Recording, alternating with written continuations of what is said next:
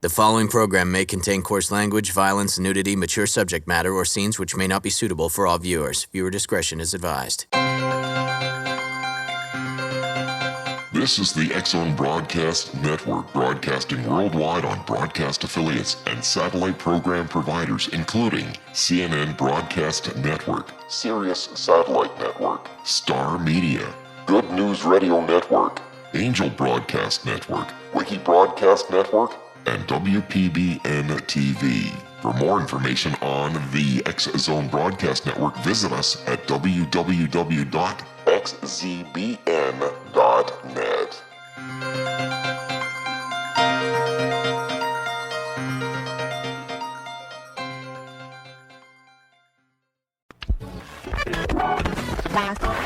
All Hit Radio.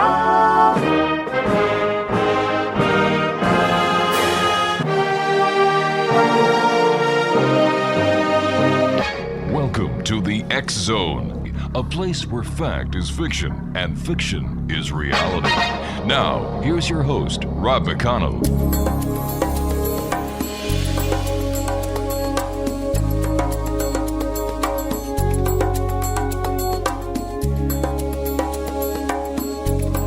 Welcome to the X-Zone, everyone. My name is Rob McConnell, and for the next 4 hours, I'm your host and your guide as together we cross the time-space continuum to this place that I call the X-Zone.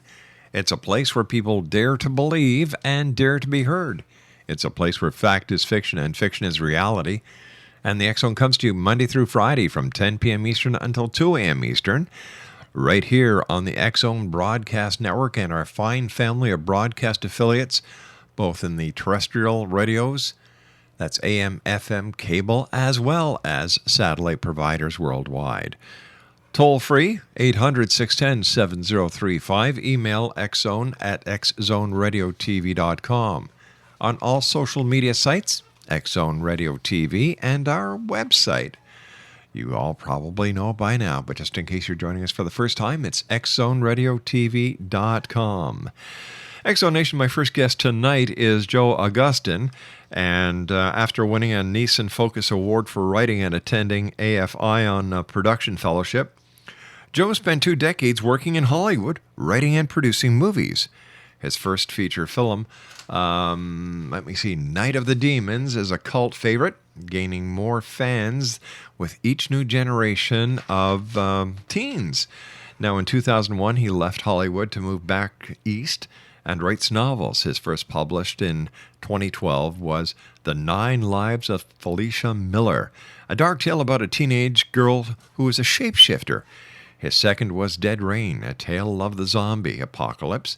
Now, his most recently completed a non-fiction book entitled Ghostwriter, The Polaroid Ghost and Other True Tales of the Paranormal. Joe's website is www.wildcatpress.net. And Joe, welcome to the X-Zone.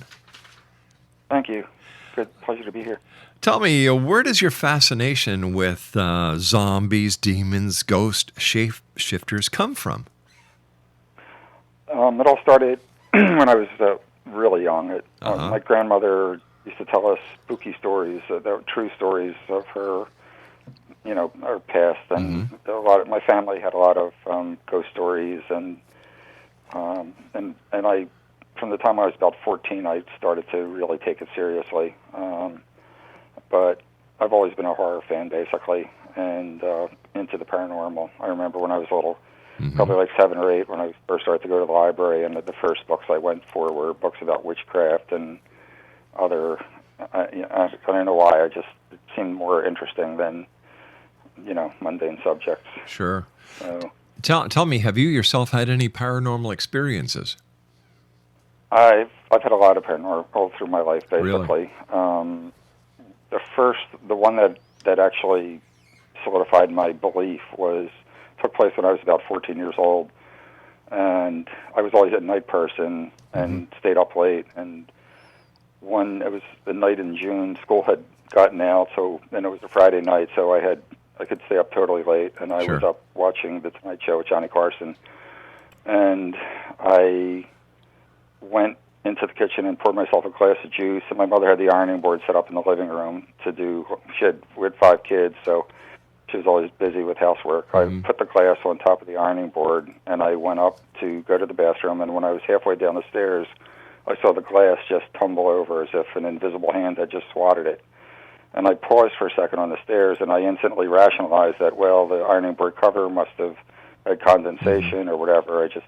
I ran downstairs, I got a rag, I went and I wiped it up, I went back into the kitchen, and while I was in there, my dog, Killer, who was a tough little mutt, came in and was standing in the doorway between the living room and the kitchen, and I thought he wanted to go out in the backyard, so I went over to open the back door, and I opened it and was holding it open, and instead of coming to go out, he started to growl, and I turned around and I looked, and he was standing like just hunched over in the doorway with his fur up and his teeth bared, and his eyes were just kind of glowing, and he was staring at the space right next to me, and it just, between the glass flipping over and that, it freaked me out, and I ran upstairs.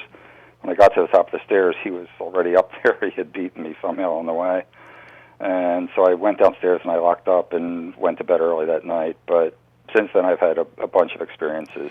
All right, let's talk more about your experiences when we come back from this 2-minute commercial break. Thanks very much for joining us tonight, Joe. Sure. I'm looking forward to the next hour with you. Exonation Joe Augustyn is our special guest this hour. www.wildcatpress.net. That's www.wildcatpress.net. This is the X Zone. My name is Rob McConnell. The Relmar Multimedia app is now available at Google Play, also at the Apple Store, and on Amazon.com. You can listen to the show, you can listen to the archives, you can read the X Chronicles newspaper, watch the X Zone TV shows, as well as find out who's coming on the show and the events. There's a big price for this, a one-time price of 99 cents. Ooh. We'll be back on the other side of this commercial break with Joe Augustyn. This is the X Zone. I am Rob McConnell. Don't go away.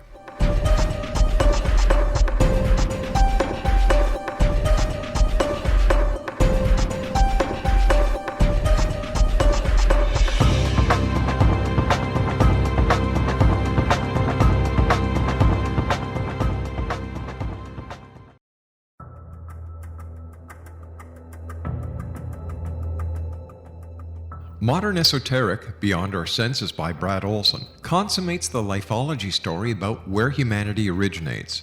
It is the lost continents, the primitive wisdom, the mythos of creation, and the rethinking of ancient history as we are taught in academia. There is much more to the story than what we have been told. As this is the first book in the Esoteric series, Modern Esoteric starts at the beginning of time and accelerates up to this modern age. Future Esoteric is book 2 in the series and takes a forward-looking position ahead of today with an open and honest examination of the ET issue and various unexplained phenomena. To discover the writings of author Brad Olson, visit www.bradolson.com. That's www.bradolson.com.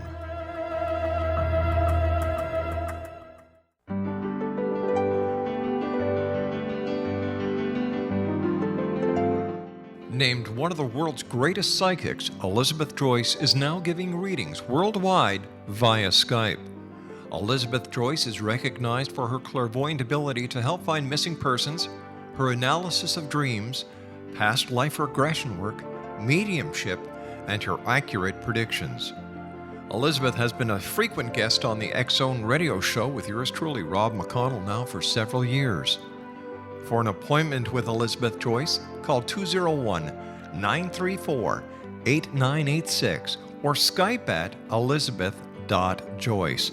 And for more information, you can always visit Elizabeth Joyce online at www.new-visions.com.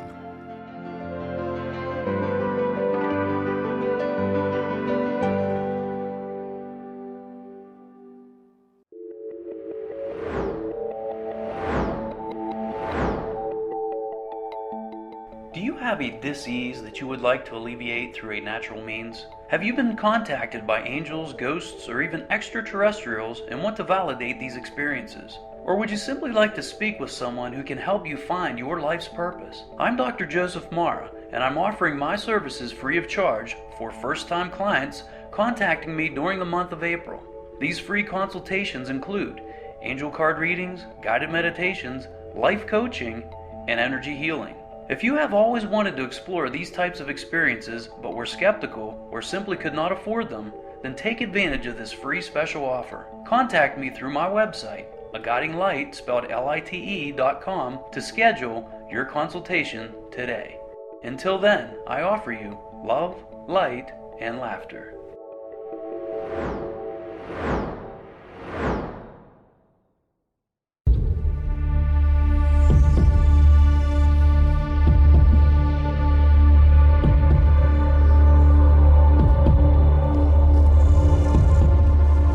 Welcome back, everyone. Joe Augustyn is our special guest.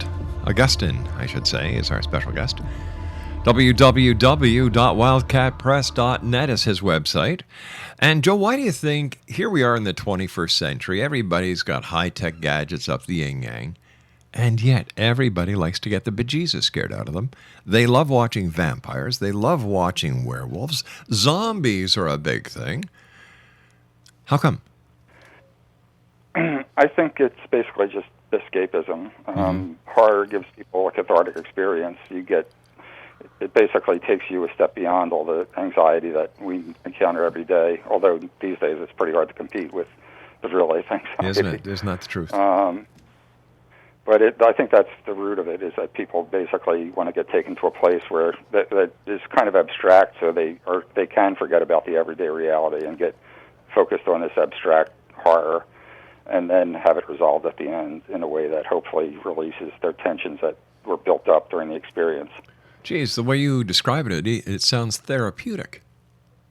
It is. I think it is therapeutic. I think that's why it's so popular. You know, 2012 was the year of the great apocalypse. We had everybody, well, I should say the majority of people actually believed the world was going to come to an end on December the 21st, 2012. Then we have all these religious cults that are predicting the end of the world.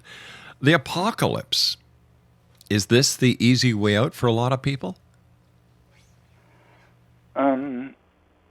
I think that it just seems like we are closer and closer to a real apocalypse. And so people, I mean, you see what's happening today in the news in the Middle East. And so I think that's, and maybe for some people they actually would like it to come true. I don't know.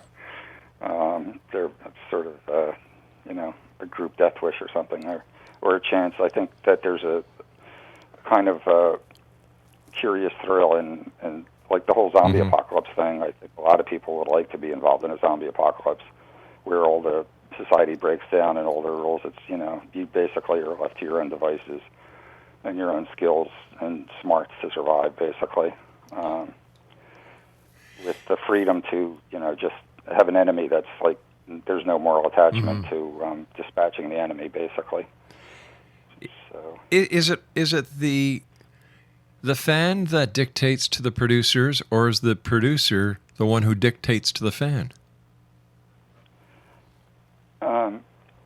I think that that basically the producer has to do what is right for the producer. Unfortunately, I think too many producers do go the other way, and that's why we have so many lemming productions coming out of Hollywood. A film like Saw hits, and then over the next 5 years, you get 10 different versions of Saw that are not as interesting. The first one might have been interesting because it was novel, but as the novelty wears off, they just become tedious, basically. Yeah, what are they up to? Rocky 795 by now? Talk about The Walking Dead. Poor Sylvester Stallone doesn't look that well these days. He looks like he's Walking Dead. You shared with us one of your paranormal experiences. Would you be able to share another one with us? Sure.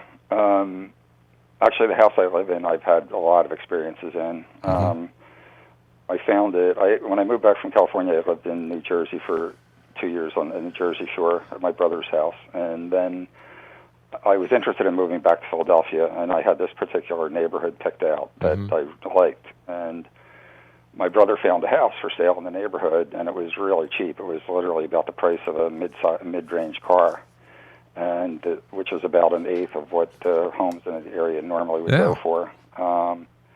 So we thought, well, let's hurry down and take a look at it, and we were the first people to go down and check it out. And it was a shell. Basically, it's a house that was on a really nice block, but it was a twin home. There was a house next to it and it has a double lot, and it had been basically abandoned for about 30 years, and I snatched it up and started to rehab it. And the first thing that happened was that my brother Ron came over. He's a really good plumber, and Good he was helping evening. me to restore the bathroom. And welcome to SitePath. Whoops. Go ahead. I'm sorry about that. And while he was working, I was standing in the doorway of the upper hallway handing him tools as he needed them. Mm-hmm. And all of a sudden I heard this weird noise downstairs. It sounded like a giant bird with like 4 or 5 foot wingspan flapping like crazy. And I ran downstairs, and when I got to the bottom of the stairs, the sound stopped. But I ran to the door, and I looked outside. There was nobody there. I didn't know if somebody was pulling a prank or what. But nobody was there. It was nothing. I went back upstairs, and my brother said, "What happened?" And I said, "Didn't you hear that?" He said, "No." And just as I said that, I heard another noise downstairs. This time, it sounded like somebody had walked into the living room with a big metal toolbox filled with wrenches and thrown it down onto the floor. Really loud and distinct sound. And I ran down as fast as I could. There was nobody there. I ran outside, and I looked. There was no way anybody could have gotten. I'm in the middle of the block, and nobody could have disappeared, basically. So that was the start of it. And then a few months after that, I was working. Like I said, I'm a night person, and I worked all night. And then I was up. It was literally 4:45 in the morning, because I've noted at that time since that things happen in this house often at that time. And I haven't figured out why, but I was wide awake. I was in the front bedroom of the house. I was actually checking my email, and I heard the back door downstairs being pushed open, and I had some sleigh bells hung on it just temporarily as sort of a temporary burglar alarm, and not that I needed it, but I heard the bells jingle, and I heard the door being pushed open, and then I heard my oldest brother, Al, call my name. And I thought that he had probably come into town from New Jersey and gone out like drinking all night at the bars, and then decided to come and crash it, And it didn't make any sense, but I ran downstairs and there was nobody there. The door was locked. There was no disturbance at all.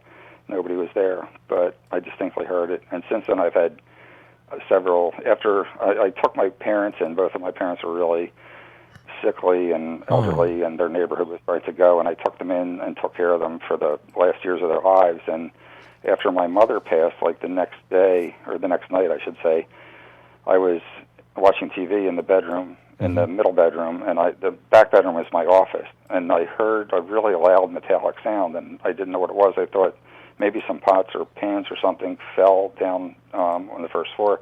Went all through the house, couldn't find it, finally went in my office, and there were quarters scattered all around the floor.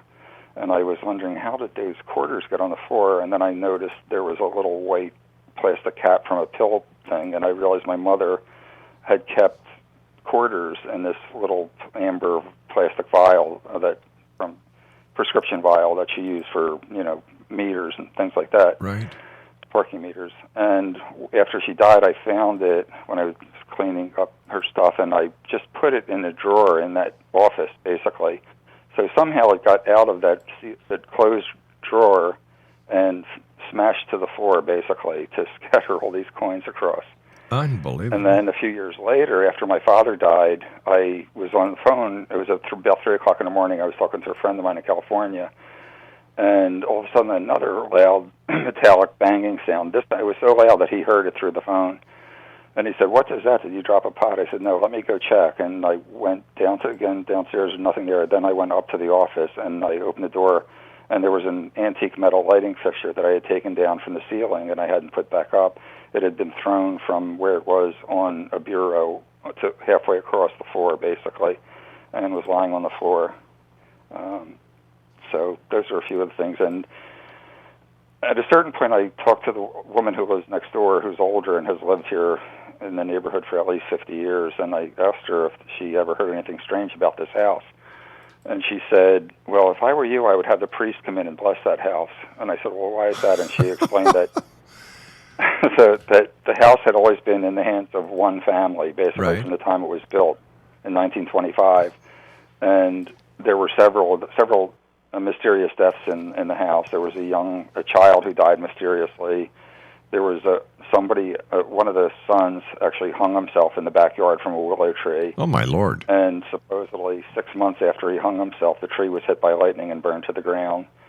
And then there was a daughter who was about 30 years old, and she, in the late 50s or early 60s, came home from a union meeting and told her mother she felt tired and just went up to bed and went to sleep and never woke up again. And the final occupant was the son, the one surviving son, basically, who apparently was not all there. And he actually inherited, the mother was like an investor in real estate and left him half a dozen properties, and he would just wander and spend a day at this one and a day at that one, but he never did any repairs or upkeep. And so at one point, the pipe into the house, the main water pipe burst, and it became uninhabitable, basically. There was no plumbing at all, and he wasn't fit to take care of it, basically. The neighbors would feed him when he came by because they felt sorry for him or whatever. So although he owned it for like the last 30 years of the family, owning it, he barely spent any time there, and it was virtually, abandoned, basically. And then after he died, a cousin who lives across the river in New Jersey inherited it, and he just wanted to get rid of it, so he put it up cheap to get rid of. And so let me ask you this. We've got to take a news break very shortly, but I'd like to know at this point, did you call a priest in? No. I don't feel uncomfortable with this stuff. I've had so many experiences over the years, and I basically, I don't know, I just don't feel threatened. I believe in a spirit world, and I believe that there are spirits all around us all the time, basically. And I think a lot of the experiences I've had in this house of a paranormal nature were definitely like kind of teasing, kind of mischievous experiences where once I was lying in bed and I just heard a voice right in my ear just say boo, like a little kid or something, trying to scare, like almost like a cartoon ghost, basically. And another time I heard like a female voice say hello, and it was as if she were like standing right next to me with her, So it could be the ghosts of the people who lived here before, or I don't know. There are a lot of different theories about spirits, and so is it safe? Is it safe to say that Casper and his gang live in Philadelphia, PA? I would guess so. All right, Joe, stand by. You and I have to take our news break at the bottom of the hour. Exonation, Joe Augustyn is our guest. His website is www.wildcatpress.net. That's www.wildcatpress.net. And Joe and I will be back on the other side talking about, one of his movies, Night of the Demons. We're going to be talking to Joe about his newest book, which is nonfiction. It's entitled Ghostwriter, The Polaroid Ghost and Other True Tales of the Paranormal. My name is Rob McConnell. Joe and I will be back on the other side of this news break. Don't go away.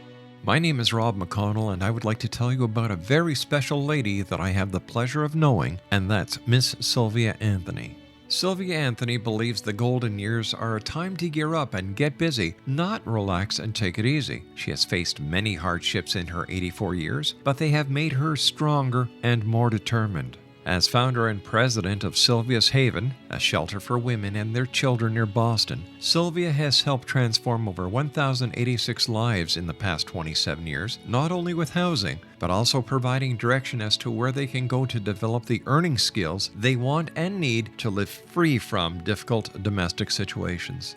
Sylvia's Haven is everything to Sylvia Anthony, even calling it her magnificent obsession.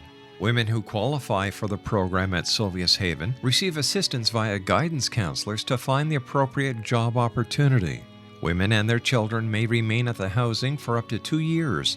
At the end of this time, or sooner, a woman who is successfully employed and has an apartment or home may leave Sylvia's Haven to begin a new and independent life. Now this is where you come in to help make Sylvia's dream into a reality. Sylvia's dream is to have a Sylvia's Haven in every state to help as many women and their children as she can, and to help this dream come true, a crowdfunding site has been established which can be accessed at www.sylviasdream.org. Now that's www.sylviasdream.org. With your financial help and support, Sylvia Anthony will continue to help those in their time of need, not only in the Boston area, but with her dream of having a Sylvia's Haven in every state of the United States. Your help is needed to make Sylvia's dream come true. Please visit and give at www.sylviasdream.org. Once again, www.sylviasdream.org. And remember, the only difference between a dream and reality is just doing it. We need your help to make Sylvia's dream come true. Visit www.sylviasdream.org. Once again, www.sylviasdream.org. For the X Zone Radio TV show and the X Chronicles newspaper, I am Rob McConnell.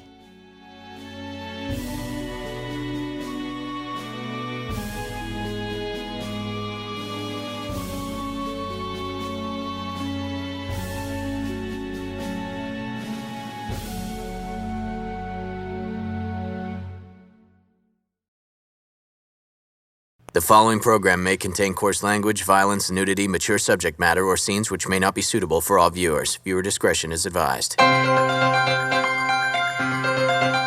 This is the X Zone Broadcast Network, broadcasting worldwide on broadcast affiliates and satellite program providers, including CNN Broadcast Network, Sirius Satellite Network, Star Media, Good News Radio Network, Angel Broadcast Network, Wiki Broadcast Network, and WPBN TV.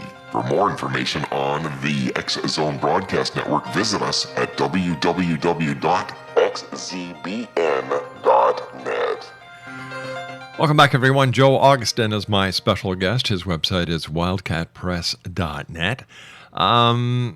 Joe, did you enjoy doing movies, or do you enjoy being an author more? Or do you just enjoy them both? I enjoy them both.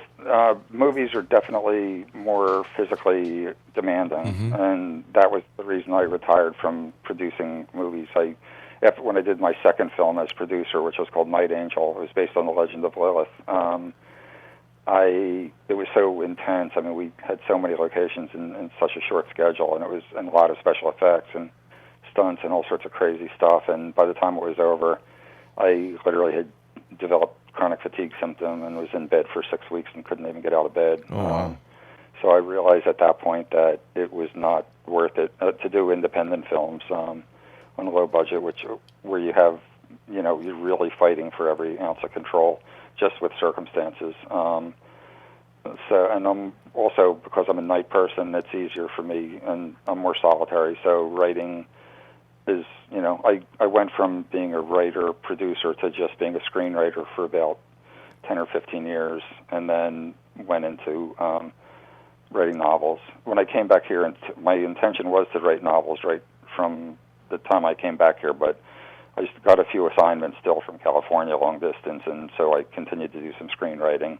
And then I was interrupted by taking care of my parents who were ill, and then I finally got around to starting to write novels back around 2007 or 8, and I enjoy it. It's more, I can work on my own schedule. I don't have to get up at 6 o'clock in the morning and rush out to the set to be there to make sure everybody's there on time. And because I was a really hands-on producer, I would literally be the first one on the set and the last one to leave.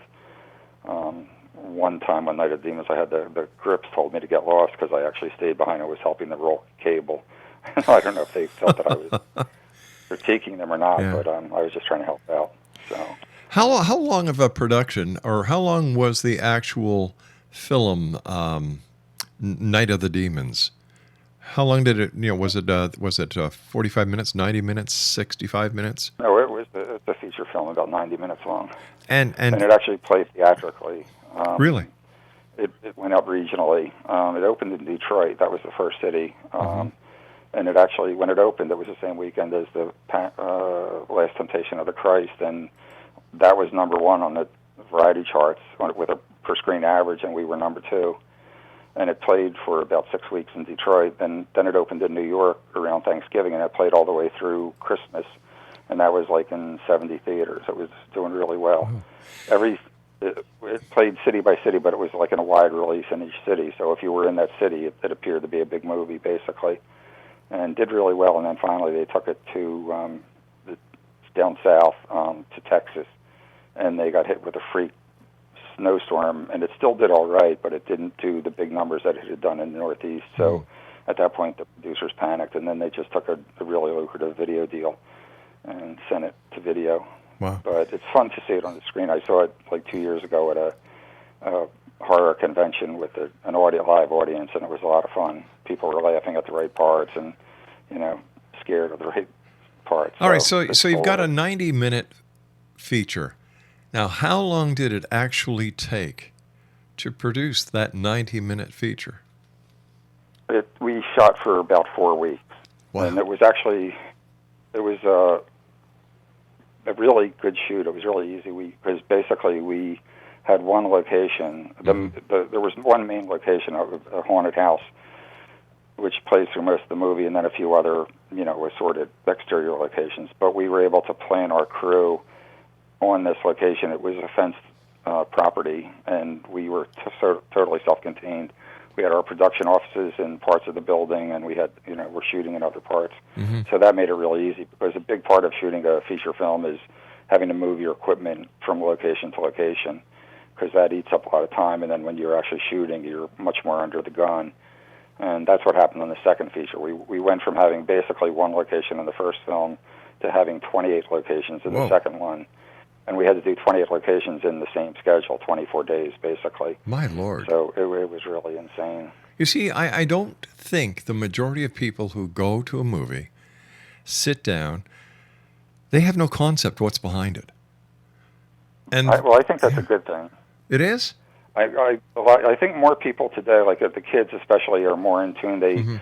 A lot of them go to fan sites, and they understand how the special effects are done and whatever, but to me, that takes a little bit of the magic away from it. I think that it's better to just lose yourself in the experience and do it. I mean, it's one thing if you're going to work in the industry and you have to understand all that stuff, but otherwise I think it's better to just go and enjoy the movie. Now, but it is a lot of work, and there's so many people that, even a low-budget film like ours, which cost about $1.2 million at the time, which was low budget back in the 80s when you had to shoot with 35mm film and, a huge crew. Today they make movies that, with the same type, now with all digital effects and everything, you can do a film for $100,000 that would, have the same production value, basically. Tell me about your book, your new book that you've just completed. It's a nonfiction entitled Ghost Rider, The Polaroid Ghost and Other True Tales of the Paranormal. What's it all about? Yeah, the first half of the book, it's actually divided into two parts. The first part are my own true ghost stories and those of my family and friends, basically. Some of the stories I told you, and then a bunch of others, maybe, The second half of the book is about phenomena. I have a friend named John Matkowski who we actually went to film school together in Philadelphia before I went to AFI, and we became friends. And then I moved out to California, and he moved out and crashed at my place until he, and we became roommates for a while. And then his father gave him money to buy a house in California. He found a really great deal on a property up in the hills of northeast Los Angeles, a place called Eagle Rock or Mount Washington. I'm not even sure which neighborhood he's in, but I've heard that people use both. But it's like a little log cabin type house that was built also, and ironically, it was built in 1925, which is the same year that the house I'm in was built. Oh, wow. So maybe the house built that year haunted, I don't know. But there were some weird things that happened early on in the house. He had a roommate early on when he first bought it, and that roommate became so frightened of the house, he was hearing footsteps on the roof and insisting that they were like hobnail boots and whatever. He got so freaked out that he eventually moved out. And then I stayed there for 2 weeks around 1990, and I had some experiences that were a little strange. A lucid dream that was really kind of bizarre with his dog, who was a really sweet lab, appeared in it, but with these huge, like, vampire-type fangs. Oh, my gosh. And then after I woke up the next morning, I had 2 puncture marks on my foot, and they actually stayed on my foot for about a year after that. But the Ghost Rider phenomenon actually started around 1993.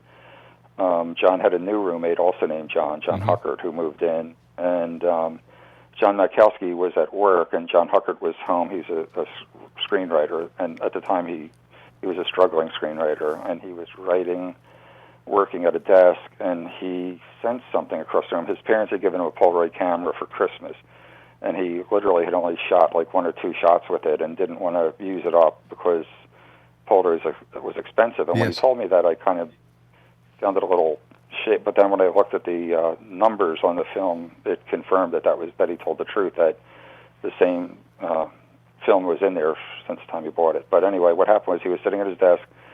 He sensed something across the room, and he just he picked up the camera and took a picture, and nothing happened. And then he just continued to write, and then the bathroom door at that same area swung open. And at that point, he picked up the camera again and took another picture. And this time, a really startling image came out when the film developed. It was a really strange, ghostly image, which is it's on the cover of the book. And he snapped off like 2 or 3 photos in quick succession, basically. And the interesting thing is that the first image is of this weird, strange ghost. I call it the poodle skin because that's what it looks like. Somebody skinned the poodle, and the skin is just sort of floating in the air. And then the second one looks like the exact same image, except it's closer to the camera and it's moving forward like in 3-dimensional space. Mm-hmm. And they're in the book in sequence, but it was really strange. So they got these images, and I saw them, and I was wondering about them, and I kind of suspected a hoax at the time. I'm not easily, although I'm a total believer because of the experience I've had, I'm also very, I'll really scrutinize everything really carefully. And they started to get ghostly messages from this entity. They would ask questions, and the ghost would answer. And it started at a party where they had some friends over, and they were talking about this. And one of their friends suggested, well, have you ever tried to communicate with it? And then he asked a question, and the word yes came out on an answer. But it was so broken up and garbled that it was really hard to decipher. And they finally did, and they figured out that they did get a response, and so they continued, and they started to get more and more advanced communication with this thing. But there were 2 things that sold me on it. One was I was at a party in 1994. They threw a Halloween party. Mm-hmm. And a lot of people came, and they brought their own Polaroid cameras and their own Polaroid film. And the first hour of the party was just like a typical cocktail party. Nobody, nothing was happening. It was pretty mellow. Everybody was talking. And I was outside on the patio talking to some friends. And all of a sudden, we heard all this murmuring in the house. And it was like the energy level just went up, like somebody flipped a switch. So I immediately went into the house to check, and everybody all at once started to get these ghostly pictures, basically. Wow. And there were actually 2 that I remember that were really striking, and I saw 2 different pictures that were taken. One was a young man came with a Grim Reaper costume, and somebody took a close-up photo of him, the side of his head, and there was this weird kind of fetal specter sort of like curved over his face. And it was really bizarre, but it was so striking that it just stuck in my head. And then the other one was a young man came dressed as Charlie Brown, the cartoon character. Right. And when somebody took a picture of him, and in front of his head was totally obscured by these weird little ghostly squiggles that looked like somebody, if they had been red, it would have looked like somebody had just blown his head off with a shotgun, basically. And he was so freaked out when he saw the picture that he left the party afterwards.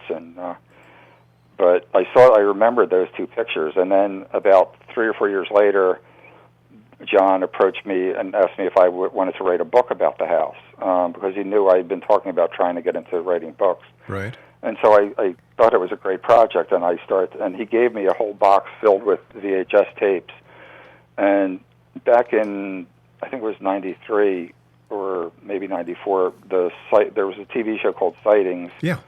And they sent a crew to investigate their house. And they were originally going to do a little 5 or 10 minute segment, but because it was so intriguing, they did an entire show on their house, basically. And they brought Terry Gaynor, who was one of the parapsychologists from UCLA, who had been involved in the entity investigation. And they also had a photographic expert from, I think it was the Brooks Institute of Photography.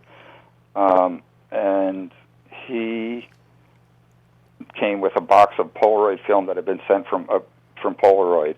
It was a sealed carton that had like half a dozen or a dozen sealed boxes of Polaroid film inside.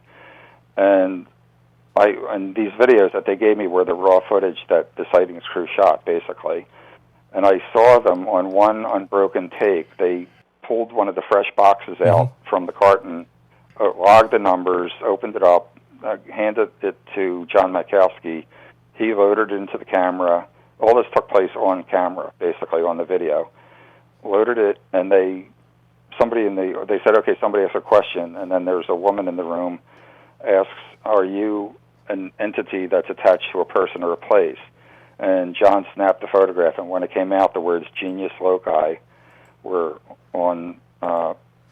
came out on the picture, basically, and they had different foreign language dictionaries because it had sometimes, communicated in French or Latin. So they looked it up in the Latin dictionary, and the first person opened theirs, and they said, oh, it's a spirit that's connected to a person or a place, whatever it was. And then Terry Gaynor opened his and goes, well, my dictionary says it's a person or a place. So it was like a really ambiguous kind of answer to, the question. And that's the typical, like, there are a lot of really concise and pithy, answers that this spirit gives. And supposedly, they asked its name, and it said its name was Wright, W-R-I-G-H-T. And then when they investigated later, they found out that there had been a person named Wright who owned the property. I don't think he owned the house. I don't think the house was built there, or maybe an earlier house was built there, but I think he owned the property back in the late 1800s. So it's a pretty interesting story. But then later, when I was doing the book, I got interrupted, and then I came back east. And when I went to restart working on the book, I contacted John, and I asked him if he would send me the photographs, and he sent me a bunch of them. And I didn't see the ones that I had mentioned before of the two different guys. Right. There were, the two different photos, and I asked if he could find them. And he sent me a photo, and he said, is this the one you're talking about? And it was actually a third photo that was snapped by somebody else, but it was a wide-angle shot, and it included both of those two guys in the photo, and the same phenomenon was present in this photo, too. Unreal. Stand by, Joe. We've got to take our final break for this hour. Joe Augustyn is our special guest. His website is wildcatpress.net. And Joe is the author of Ghostwriter, The Polaroid Ghost, and Other Tales, True Tales of the Paranormal. We'll be back on the other side of this break. Don't go away.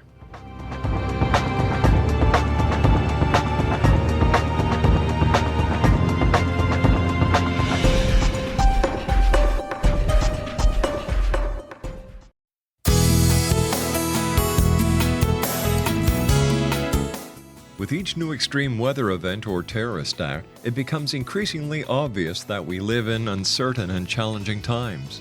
We all buy car insurance. Why not collapse and catastrophe insurance? Matthew Stein, an MIT-trained engineer and green builder, has written 2 outstanding books to help people prepare, plan for, and deal with everything from minor situations lasting a few days to full-on collapse. Matt's first book, When Technology Fails, is a manual for self-reliance, sustainable living, and surviving the long emergency. This massive book covers the gamut from first aid and emergency preparedness to alternative healing, renewable energy, primitive living skills, and 18th century technologies that could be critical to your comfort and survival in a long-lasting crisis. Matt's second book, When Disaster Strikes, is a comprehensive emergency preparedness handbook and survival guide. When Disaster Strikes is an essential item for every family's go bag. Both books are available at all usual sources. There's a wealth of totally free information posted at whentechfails.com, and author-signed copies may be purchased at mattstein.com. That's www.whentechfails.com and www.mattstein.com.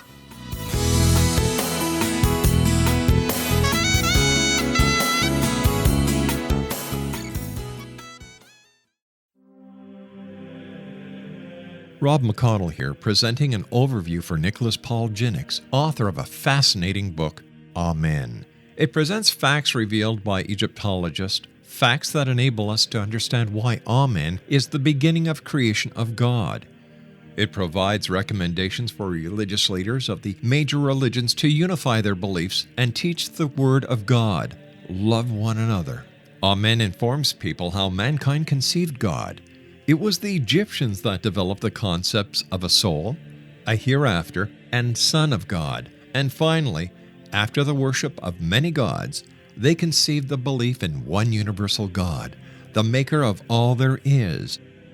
For more information, visit www.futureofgodamen.com. That's www.futureofgodamen.com.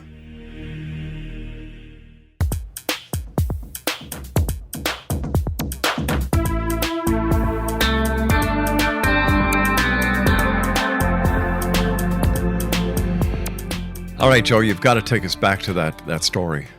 I've got to know what happened with the Polaroids. Yeah. Well, the show's been featured on several TV shows like Unexplained Mysteries, whatever. The last show that covered it was Fact or Fake Paranormal Files, and the investigators there were sure that they were going to debunk the whole thing. They set up a lab experiment, and they replicated photos that they felt were, good copies, basically. Right. Although, honestly, they weren't. They had a different they had a reddish tint, which none of the Ghostwriter photos have. They showed up at the house, and they actually set up all their equipment exactly as they had it set up in the lab, and they thought that it was a slam dunk that they were going to debunk this, and they couldn't do it. They were getting other weird things appearing on their film that they didn't put on there. And they finally were baffled, and no matter what they tried, they could not, replicate the photos in the house. And then they actually did a voice stress analysis of my friends when they interviewed them about it, and the voice stress showed that they weren't lying, basically. So in the end, they had to declare that they felt that it was a legitimate case. And the same thing with Kerry Gaynor, who he at one point said that he's investigated like thousands of cases of paranormal through UCLA, and he felt that the only two that seemed to be authentic were the entity case and the Ghostwriter case, basically. So the mystery still lives on? It still lives on. And apparently they communicate now. They've been trying with digital film, but it's not the same as Polaroid because obviously it's a lot harder. It would be, the fact is that their Polaroids have been seen developing on video. They've shown... So some people have suggested that they play with the emulsions, but that's not the case. Because I actually have a friend named Michael Dare who's an artist who does that, and I know how that's done, and it's definitely not the case here. I mean, this is whatever's causing them. It's not manipulation, basically. It's really it's a crazy thing. And tell me what do you think it is? Okay. I think that it probably is a spirit that is like an advanced spirit, that came back because it's had a very positive effect on the lives of the people in the house. The two Johns were both struggling in their careers, and when it started, they both wanted to be screenwriters and get in the movie industry, and they had been banging their heads against the wall for a long time. And then finally, with their encouragement, they kept writing, and then they finally had their first feature made. And then they basically, have had other successes since then. And then there was another person, Noel, who moved into the house also, and he was at loose ends when he moved in. They took him in because he was going through a crisis, and the spirit hadn't communicated for a few years because the other guys had gotten their lives together. Then it started to communicate with Noel and sort of helped him to sort of get focused and, his life in order. So I think it's a positive spirit, basically, that just happens to be able to communicate and, appear on that property. And I also think that there are geophysical aspects of, spirit materialization, and I think their property is it's set in the middle of the woods up on this rocky. I think that it's just the right kind of atmosphere for a portal, which is what Peter James, the psychic, said is on their property, basically. In fact, a few psychics have visited the property, and they always point to the same spot, which is right near that bathroom door where the first picture was taken. They didn't know anything about that. They came in and they said that that's what the psychic, vortex was, where these spirits come through. Hey, Joe, I want to thank you so much for joining us tonight. It's been a great pleasure. Continued success. And I'd love to have you back on in the future to discuss more of your tales and to see if there's anything else that's happened in your home. Okay. Joe, take care of yourself. That would be great. All right, Joe. Thank you very much. My great pleasure. Joe Augustyn has been my guest this hour, www.wildcatpress.net. I'll be back on the other side of this commercial break with the news at 6.5 minutes past the hour. Don't go away.